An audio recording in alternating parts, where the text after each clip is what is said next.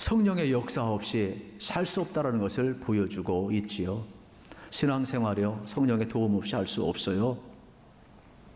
여러분, 목회도요, 성령의 역사 없이 할 수 없어요. 그래서 어떤 신학자는 성령의 역사 없이 목회하는 것은 저주라고 그랬어요. 신앙생활도 마찬가지예요. 성령의 역사 없이 신앙생활하면 그거는요, 고행이에요. 성경도요, 성령의 감동으로 기록되었다 그랬어요. 우리가 예수 믿는 것, 여러분 회심하는 것, 거듭난 것 다 성령의 역사 속에서 이루어지고 있음을 우리는 알아야 되는 것입니다. 그러니까 우리의 삶에 하나님의 은혜가 아닌 것이 없듯이 성령님의 오심으로 말미암아 오늘 우리가 얼마나 하나님의 은혜를 밝히 지금 드러내며 살고 있는지 모릅니다. 사도행전 10장의 사건도 마찬가지예요. 지난 시간에 이어서 오늘도 베드로에게 하나님의 은혜가 임하잖아요. 환상 가운데 하나님이 여러분 베드로를 만나 주거든요. 그런데 동시에 고넬료에게도 여러분 고넬료가 기도하였을 때에 그의 환상을 보여주시고 그에게 말씀하시는 놀라운 모습을 보게 되는 겁니다. 그러면 성경은 왜 베드로와 고넬료에게 하나님의 환상을 보여주시고 말씀하실까요? 이거는 특별한 은혜지요. 우리에게도 환상 보여줄 수 있습니다. 오늘날도 얼마든지 환상이 일어나고 말씀 들을 수 있습니다. 그러나 매사에 늘 환상 보는 건 아니죠. 늘 매사에 하나님의 음성 듣는 것은 아닙니다. 이렇게 베드로와 고넬료에게 기도 중에 환상이 보였다? 기도 중에 하나님의 음성이 들렸다? 이건 하나님의 일하시는 특별한 방법이죠. 특별한 인도하심과 특별한 하나님의 일하신 역사임을 우리는 알 수가 있는 겁니다. 그러면 왜 베드로에게 이러한 은혜를 먼저 주셨을까? 그것은요, 베드로의 마음을 넓히기 위해서 그런 겁니다. 여러분, 성령님이 우리 가운데 역사할 때 우리의 닫힌 마음의 문을 활짝 열어제치시고 우리의 좁은 마음을 넓게 열으셔서 복음을 담게 하시고 그 복음이 내 안에 가두는 것이 아니라 내 편견 속에 가두는 것이 아니라 얼마든지 교회를 넘고 나를 넘고 세상을 넘어서 하나님의 나라 이루는 일에 쓰임받을 수 있도록 우리의 마음을 넓혀주고 있어요. 그래서 은혜 받은 사람의 특징은 뭐냐? 여러분, 마음이 넓어지는 거예요. 포용성이 생기고 유연성이 생기고 여러분 우리의 삶에 넓은 마음이 생기는 거예요. 그래서 사람을 대할 때에도 인색함으로 대하지 아니하고 넉넉함으로 대할 수 있도록 여러분 우리에게 은혜를 주시는 거예요. 그러니까 은혜 받은 결과가 뭐냐? 마음이 넓어져야 되는 거예요. 특별히 신앙생활을 하면서 우리는 이 은혜를 많이 누려야 되는 것입니다. 실질적으로 여러분 오늘 성경 말씀 속에 보게 되면은 베드로에게 성령이 임하였을 때 그의 마음이 얼마나 넓어졌느냐. 23절에 보면 베드로가 그들을 청하여 함께 유숙하였다 그랬어요. 그러면 여기 그들이라는 것은 유숙한 사람들은 누구냐? 고넬료가 보낸 이방인들이에요. 멀리서부터 가이사랴부터 요바까지 왔는데 자기를 청하라고 왔거든요. 그냥 그 밤에 가지 아니하고 함께 잤다. 이건 되게 파격적인 거예요. 왜냐하면 유대인들은 이방인과 어울리지 않습니다. 식사도 함께 하지 않습니다. 잠은 함께 잘 수 없지요. 그런데 기꺼이 환대하고 있어요. 유대인들은 성전에서조차도 하나님과 함께 예배하지 않습니다. 이방인의 뜰이 따로 있어요. 그래서 그들과 분리되어서 하나님 앞에 나아가는 그러한 습성이 그들에게는 있단 말이에요. 그런데 지금 성령님이 환상 가운데 말씀하시고 내가 너에게 사람을 보낼 것이라 말씀하셨을 때 베드로는 기꺼이 마음을 열고 그들을 환대하고 있음을 볼 수가 있는 겁니다. 저도 그렇고 여러분도 그렇고 여러분의 마음이 좀 넓어지시기를 축복합니다. 지금 베드로가 이러한 모습을 우리에게 보여주고 있어요. 물론 베드로도 처음부터 마음이 넓어진 것 아니에요. 17절에 보면 환상에 대해서 의심을 가져요. 이 보자기의 환상이 뭘까? 그래서 처음에는 의아하게 여겨요. 의아하게 여겼다는 말은 이러한 뜻이 있어요. 매우 놀라고 당황하고 의심스럽게 여겼다. 이러한 말이 있는 거예요. 그러니까 의심에 점점 빠져들었지만 그래도 하나님이 보자기 환상을 보여주었는데 또 하나님이 말씀하고 계신데 이것이 무엇일까? 계속해서 하나님께 묻고 있는 장면을 보게 되는 것이죠. 우리 인생도 마찬가지예요. 여러분, 하나님이 은혜를 주실 때 우리가 다 이해하면 얼마나 좋겠습니까? 그러나 인생 살다 보면 인생도 다 이해 못하는데 어떻게 하늘의 영적인 세계를 다 이해할 수 있겠어요? 그러나 하나님은요, 그 속에서도 일하시고 계신데 또 올라없도록 여러분, 우리가 알지 못하지만 하나님은 여전히 일하시고 계심을 보여주고 있습니다. 제가 읽은 책 가운데 또 이 데이비드 플래시 쓴 복음이 울다라는 책을 간단히 좀 소개를 하려고 합니다. 아주 레디칼의 저자인 이 플래시라는 사람은 참 오늘날 아주 이 문서 선교로도 큰 영향을 또 미치고 있어요. 이 내용은 이런 겁니다. 복음의 확산이 세상에 이루어지지 않기 때문에 복음이 지금 울고 있다, 이 메시지를 전하고 있는 거예요. 원래 복음이라는 것은 유앙겔리온, 기쁨 아닙니까? 좋은 소식 아니에요. 그런데 이 좋은 소식이 울고 있다라는 거예요. 상반된 어울리지 않는 단어를 책 제목에 달아두었지요. 이 내용 가운데 인상적인 내용 한 부분을 소개하면 이 플래시라는 저자는 히말라야 산을 등반하게 됩니다. 근데 왜 하나님이 거기까지 자기를 이끌었는지 잘 몰라요. 그러면서도 그는 8일간의 등반 여정을 묵상을 한 내용, 경험한 내용, 그가 본 것, 깨달은 것, 이 모든 것을 거기에 다 고스란히 담아내고 있어요. 가이드 인도를 따라서 등반을 하는데 얼마나 어렵습니까? 그래서 이 마을 저 마을 또 고비고비마다 계속해서 등반을 향해서 가고 있습니다. 그런데 한참 가다 보니까 이제 가이드가 어느 한 찻집을 발견하고서 여기서 잠시 머물겠습니다. 그리고 다음 마을에 가서 이 플랜 목사님을 향해서 이야기합니다. 목사님, 그곳에 가서 하나님 말씀을 전해주세요. 깜짝 놀랐습니다. 불모지의 땅인데 하나님의 말씀을 전해라니. 한 번도 만나지 않은 사람들, 그래서 기대 반 설레임 반, 또 때로는 어떻게 보면 이게 무슨 일인가 여러 가지 의아한 생각을 하게 되었습니다. 그리고 밖에 나와서 하늘을 보니까 산을 오르려고 하다가 보지 못했던 하늘의 별이 보이는 겁니다. 얼마나 하늘에 총총하게 별들이 있는지, 하나님께서 이 아름다운 하늘의 별들을 내게 보여주시기 위해서 하나님이 나를 여기 히말라야 산까지 오게 하셨구나, 그렇게 생각을 하고 또 간증을 하고 있어요. 보세요, 하늘의 별들이 얼마나 아름다운지요. 하나님은 나를 이곳에 이 아름다움을 보기 위해서 보내주신 것 같아요. 이렇게 이야기했을 때 가이드가 플랜 목사님에게 이야기를 합니다. 목사님, 하늘의 별들보다도 저 산 아래에 있는 그 별들을 한번 보세요. 하나님께서 저 아래에 빛나는 별들을 보시기 위해서 목사님을 이곳에 보내셨는지도 몰라요. 그래서 가만히 산 아래를 보니까 이제 점점 날이 어두워지면서 갑자기 여러분, 마을 안에 있는 십자가 불빛이 하나 보이는 겁니다. 그리고 어디선가 그 교회를 향해서 히말라야 산 이 마을 저 마을 위 아래에서 남녀노소를 불문하고 많은 사람들이 교회로 몰려드는 겁니다. 그리고 어떤 분은 바구니에 아이를 담아가지고 틀로 메고서 오고 있는 것입니다. 이 모습을 보면서 그렇구나, 정말로 이 불모지의 땅에도 숨은 사람들이 있구나, 하나님의 말씀을 듣고 예배로 오는 그 수많은 사람들을 보면서 그는 그날의 충격, 산 위가 아니라 오히려 산 아래에 있는 그 별들을 보게 하신 하나님의 일하심에 대해서 그가 우리에게 전해주고 있는 겁니다. 여러분, 우리의 삶도 마찬가지죠.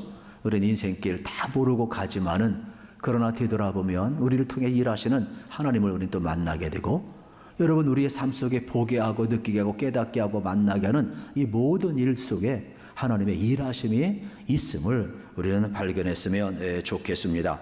오늘 19절, 20절 말씀도 마찬가지가 되겠습니다. 배후에 역사하시는 하나님을 발견하게 됩니다. 베드로가 그 환상에 대하여 생각할 때에 성령께서 그에게 말씀하시되 두 사람이 너를 찾으니 일어나 내려가 의심하지 말고 함께 가라, 내가 그들을 보내었느니라 하시니 말씀하고 있음을 우리는 보게 되는 것입니다. 여러분, 이 내용이 뭡니까?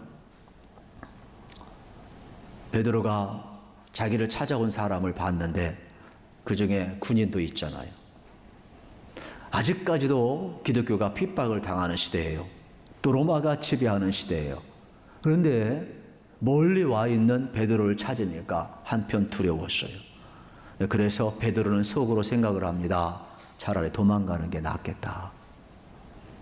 그래서 그는 두려운 마음을 가지고 이제 어떡합니까? 피하려고 하는데 성령께서 말씀하는 겁니다. 두려워하지 말고 저 사람들 내가 보냈고 여러분 함께 가라는 거예요.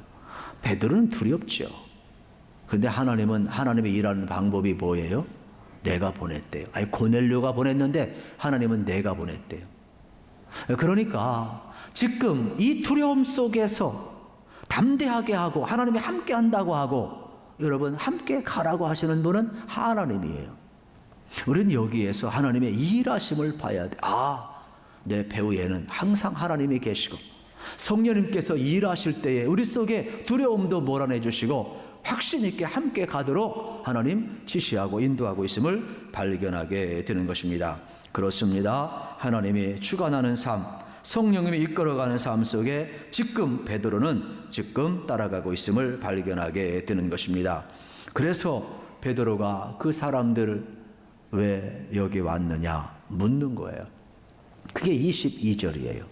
그래서 22절에 보게 되면은 이러한 내용이 나와 있죠. 그들이 대답하되 백부장 고넬료는 의인이요 하나님을 경외하는 사람이라 유대 온 족속이 칭찬하더니 그가 거룩한 천사의 지시를 받아 당신을 그 집으로 청하여 말을 들으려 하느니라 한데 말씀하고 있어요. 저희들은 고넬료가 보낸 사람입니다. 우리 주인 고넬료는 하나님을 경외하는 사람이고 유대인들 앞에 칭송받는 사람입니다. 우리 당신 잡으러 온 것이 아니라 당신을 청하여서 하나님 말씀 들으라고 해서 저희들이 왔습니다. 이때 베드로는요 마음을 활짝 열어요. 그래서 23절에서 그들을 어떻게 하여 드리고 함께 유숙하였다 이러한 말이 나오는 거예요. 그러니까 우리는 처음에 의아할 수 있고 두려움이 올 수도 있지만은 하나님은 보이지 않는 여러분 성령을 보내셔서 이 모든 일이 하나님이 하시는 일이라는 두려움도 보려내 주시고 여러분 이 편견도 어떻게 합니까? 깨버리시고 그리고 이방인들 어울리지 못한 이방인들을 들여서 함께 유숙 함께 잠을 자고 있는 장면을 우리는 볼 수가 있는 거예요. 그리고 나서 이튿날 여러분 24절부터 이제 가이사를 향하여서 가고 있는 장면을 보게 되는 것이죠. 저도 그렇고 여러분도 그렇고 여러분 우리가 기도하고 또 환상도 볼 수 있고 하나님의 음성도 들을 때에 우리가 은혜 받는 것은 다 성령 체험하는 것은 딴 것이 아닙니다. 우리의 편견을 깨고 복음을 담기 위한 것이고 우리의 마음을 넓히기 위한 것임을 꼭 기억하셔서 여러분의 마음이 넓어지시기를 주의 이름으로 축원합니다. 그리고 24절부터 이제 고넬료가 받은 은혜를 우리에게 소개를 해주고 있거든요. 그러면 24절에 보게 되면은 고넬료가 혼자 기다린 게 아니에요. 미리 가까운 친척, 가까운 사람들, 가족들과 함께 다 불러 모아서 여러분 베드로를 기다리고 있어요. 그러니까 고넬료가 받은 은혜는 뭐냐? 다른 게 아니에요. 기다림의 은혜를 받았어요. 사모함의 은혜를 받았어요. 목마름의 은혜를 받았어요.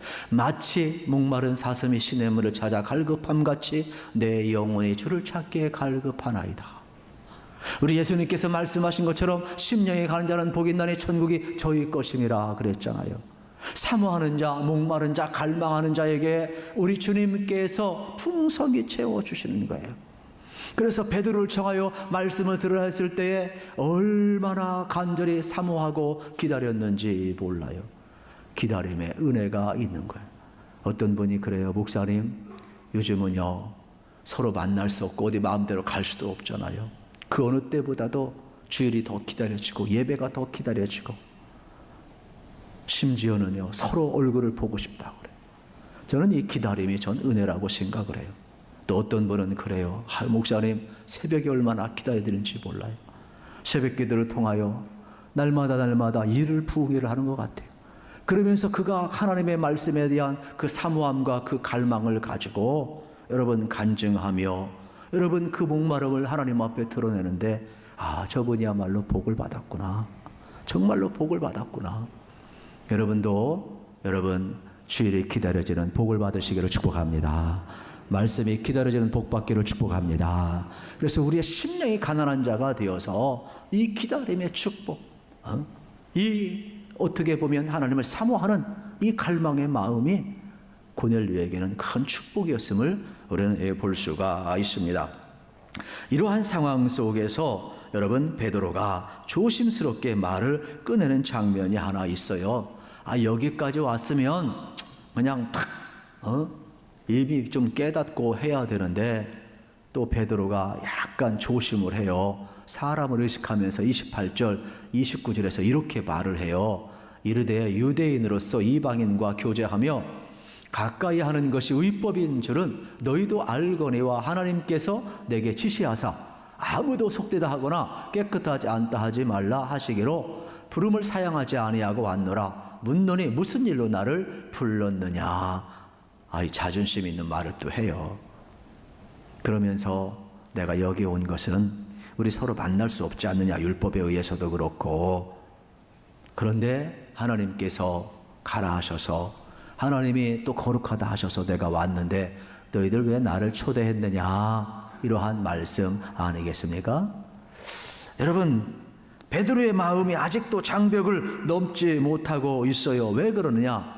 은혜의 뿌리를 둬야 하는데 율법의 뿌리를 두고 있는 거예요. 그래서 신명기 7장에 보게 되면은 실질적으로 여러분 정한 것과 부정한 것이 나오고, 이스라엘 백성들은 가나안을 정복할 때에 가나안 7 족속을 멸하라 그랬어요. 그래서 이 어떻게 보면 홀리고 거룩한 전쟁을 치르는 동안 이방이나 우상이나 7 족속을 멸하는 것을 계속 가나안 정복 이후에도 확대를 시켜가지고 유대인들의 뿌리 속에는 뭐냐? 이방인들을 정죄하는 이러한 뿌리가 있는, 율법적인 그러한 뿌리가 있는 거예요. 예수 그리스도를 통하여서 여러분 그 십자가의 믿음의 뿌리를 내리고 진리의 말씀의 믿음의 뿌리를 내려야 되는데, 배타적인 여러분 이러한 신명기적인 또 어떠한 이방인을 저주하는 아주 정한 것과 부정한 것을 나누는 이러한 데 뿌리를 내리고 있으니까 아직도 온전히 복음의 장벽을 넘지 못하고 있는 거죠.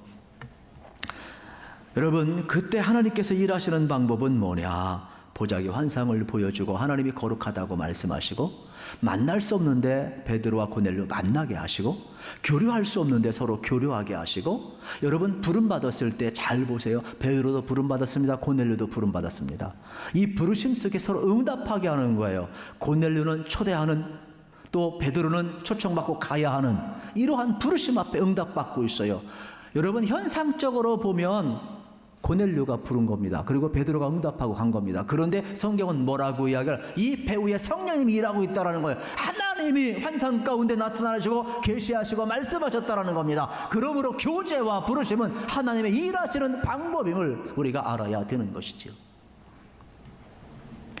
이 사건 속에서 오늘 우리도 기억을 해야 합니다. 그래서 저는 모든 만남, 우연한 만남은 없다 생각을 해요. 노사연이나 우연한 만남이지 우리의 만남은요 우연이 아니라 필연이에요. 하나님의 섭리인 줄로 믿습니다. 그래서 우리가 만나는 모든 사람들에게 물어야 돼요. 하나님, 오늘 이 만남을 왜 허락하셨습니까? 하나님, 오늘 어떻게 역사하길 원하십니까? 내가 어떻게 사랑하고 어떻게 축복하고 어떻게 위로할까요? 또 복음이 어떻게 증언되길 원하십니까? 항상 그러한 마음으로 우리가 모든 만남을 갖게 될 때는요 교제와 부르심 앞에 응답하고 하나님의 일하심을 볼 수가 있는 겁니다. 이때 고넬료는 또 다른 축복을 하나 받는데, 그게 바로 뭐냐? 33절이에요. 33절에 보게 되면은 이러한 축복을 받습니다. 내가 곧 당신에게 사람을 보내었는데 오셨으니 잘하였나이다. 이제 우리는 주께서 당신에게 명하신 모든 것을 듣고자 하여 다 하나님 앞에 있나이다. 열린 마음, 듣는 마음, 지혜의 마음, 이 복을 받았어요. 여러분, 하나님의 말씀을 들을 수 있는 것은 축복이거든요. 솔로몬도요 하나님 앞에 나갔을 때 지혜를 구했는데 그 지혜가 뭐예요? 듣는 마음을 달라고 그랬어요.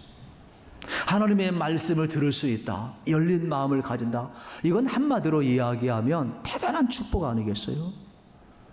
여러분, 오늘 우리가 하나님의 말씀이 여러분 선포되는데 들려온다, 이거는요 정말로 큰 축복이에요. 그래서 고넬료는 이야기하는 거예요. 베드로 사도를 향하여 선생님 그저 말씀하세요. 어떠한 말씀이든지 저희가 들을 준비가 되어 있습니다. 듣는 마음이 축복인 거죠. 우리 하나님 말씀도요, 창세기부터 요한계시록까지 다 들어야 돼요. 저는 설교할 때도 창세기부터 요한계시록까지 이 편식을 하지 않기 위해서 목회자들이 참 이게 어렵거든요. 왜냐하면 또 익숙한 본문이 많이 있어요. 또 이렇게 딱 눈에 들어오는 본문이 많이 있다 보면은 이 편식을 하게 되는데 그렇게 바람직하지 않아요. 그래서 저는 가능하면 구약, 신약, 또 새벽도 한 주간은 구약, 한 주간은 또 신약, 가능하면 전체 도표를 놓고 애쓰려고 하지만 그래도 이게 어려운 겁니다. 여러분 말씀 들을 때도 마찬가지예요. 편식하지 마시고 모든 말씀이 하나님의 말씀이니까 다 은혜 받으시기를 축복합니다. 아이들이요 자라날 때는요 편식을 많이 해요. 그래서 부모님이 많이 속상을 하잖아요. 정말로 건강에 좋은 건데도 안 먹거든요. 먹어라, 이거 다 약이 되고 너 살이 되고 너 건강에 좋은 거야. 그런데 안 먹잖아요. 입맛이 짧고. 근데 나중에 크면은 어떻게 안 먹던 것도 다 먹어요. 이 성장하면 성숙하면 그렇게 되는 거거든요. 신앙생활도 마찬가지예요. 신앙생활도 항상 칭찬과 위로와 격려와 축복만 있는 게 아니에요. 때로는 진리의 말씀이 선포되고 때로는요 하나님의 말씀이 살았어 우리의 혼과 영과 관절과 골수를 찔러 쪼개고도 남는 거예요. 회개하라는 말씀도 있고 책망하는 말씀도 있고 헌신을 요구하는 말씀도 있고 진리의 말씀도 있고 여러분 축복의 말씀도 있고 여러분 여러 가지 다양한 말씀이 있는 거예요. 그래서 누가 전하든 간에 편식하지 마시고 어떠한 말씀이든지 간에 여러분들이 다 말씀을 소화해내셔서 정말로 말씀이 화육화되는 그러한 복을 꼭 누리시기를 축복합니다. 그리고 고넬료가 마지막 받은 세 번째 축복은 25절이에요. 이 낮아진 겸비한 마음을 그가 얻고 있어요. 25절에 보면 마침 베드로가 돌아올 때에 고넬료가 맞아 발 앞에 엎드려 절하니 그랬어요. 해석이 분분합니다만은 우리가 좀 편안하게 생각했으면 좋겠어요. 이게 무슨 뜻이냐면 여러분 고넬료 입장에서는 환상 가운데 하나님이 나타났잖아. 천사를 보내가지고. 그리고 옆바 있는 베드로를 청하라고 그랬잖아요. 그러니까 환상 가운데 나타나서 베드로를 청하라고 했고 하나님의 말씀을 들으라고 그랬는데 하나님의 일을 하는 사람 베드로라면 하나님을 경외하는 고넬료 입장에서는 존경할 수밖에 없죠. 그래서 그가 할 수 있는 최소한의 예절이 뭘까? 그는 늘 군인이었기 때문에 황제나 상관 앞에 늘 어떻게 했어요? 낮은 자의 자리에서 존경의 표시를 했잖아요. 그런 것처럼 하나님의 일을 하는 사람이니까 귀하게 본 거예요. 그래서 베드로가 그때 나도 사람이니까 일어나라 이 말은 일어나라는 거예요. 그리고 내가 온 목적 하나님 말씀 전하기 위해서 온 거니까 하나님 말씀을 지금 전하고 있는 거죠. 은혜는 뭐냐? 낮아짐의 은혜인 거예요. 겸손의 은혜인 거예요. 여러분 참 신기합니다. 신앙생활 하면은요 할수록 나이하고 상관없어요. 연주하고 상관이 없어요. 은혜의 깊이에 따라서요 겸손해지는 거예요.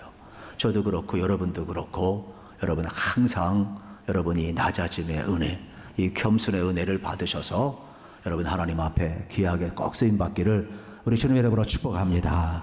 그만큼 지금 고넬료는 베드로 앞에 서 있는데 내가 하나님 앞에 서 있다라는 거예요. 그리고 무슨 말씀이든지 하시라는 거 종이 듣겠다라는 거예요. 이게 참 중요한 거예요. 분명히 베드로 앞에 서 있는데 하나님 앞에 서 있고 지금 무슨 말씀이든지 내가 상관이 말하는 것처럼 듣겠다라는 거예요. 황제가 말하는 것처럼 듣겠다라는 거예요. 무슨 말씀이든지 하옵소서. 예배 시간은 여러분 은혜 받는 것은 다 이러한 자세죠. 그래서 오늘 우리 가운데에도 이러한 은혜가 임해서 여러분 좀 마음이 좀 넓어지시고 그래서 우리를 뛰어넘어서 여러분 복음의 그릇이 꼭 넓어지고 이웃에게 계속해서 확산되기를 축복합니다. 그리고 고넬료처럼 여러분 기다리는 마음 또 열린 마음 또 낮아지고 겸비한 마음을 가지셔서 하나님의 일하심 속에 여러분들이 꼭 붙들려서 우리의 편견을 뛰어넘고 여러분 우리 한계 상황을 뛰어넘고 복음의 확산을 이루어가는 귀한 종들이 다 되시기를 우리 주님의 이름으로 축복합니다.